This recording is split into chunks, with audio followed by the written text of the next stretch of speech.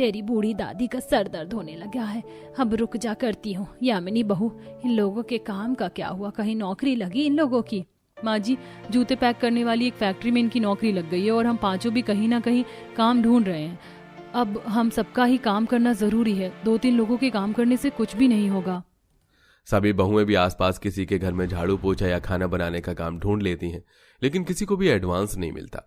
और अगला महीना शुरू होने में अभी काफी ज्यादा समय था। सभी का गर्मी से बुरा हाल था। हवा के नाम पर सिर्फ गर्म लू चल रही थी। सभी का गला प्यास से सूख रहा था, जिसे देख साक्षी एक पानी की बोतल लेकर पास ही बने एक बड़े से घर में जाकर वहां की मालकिन माया से ठंडा पानी मांगती है।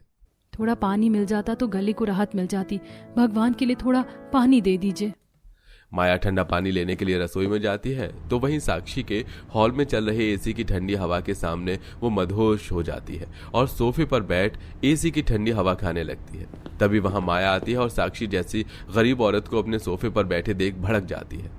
तुझ गरीबों का तरस खाकर मैं तुझे पानी देने लगी और तू मेरे ही हॉल में आकर मेरे सोफे पर बैठकर मेरी एसी की ठंडी हवा खा रही है। ये ले पानी की बोतल और निकलो यहाँ से, अब वापस कभी मत आना। ठंडे पानी के लिए पांचों भाई फैक्ट्री से आते हुए बर्फ लेकर आते हैं तो घर पहुंचने तक वो बर्फ भी पिघल जाती है। शाम का वक्त था और आज शाम में ठंडी ठंडी हवाएं चल रही थी।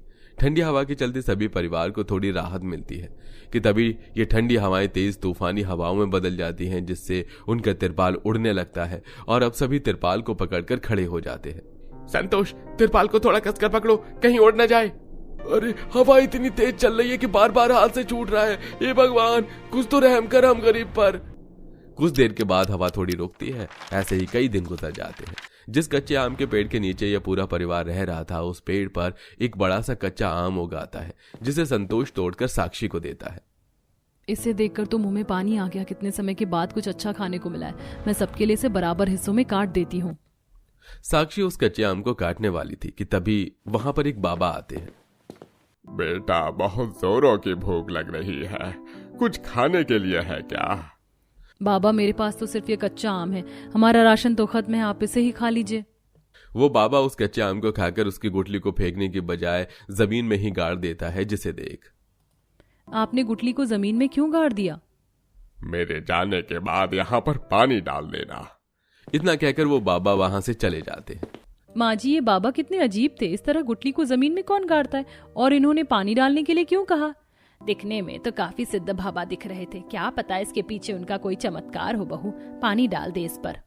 जहां वो गुठली दबी थी, साक्षी उस जगह पानी डाल देती है और ऐसे ही शाम हो जाती है और सब लोग सो जाते हैं। अगले दिन जब पूरा परिवार उठकर तिरपाल से बाहर आता है तो उन सब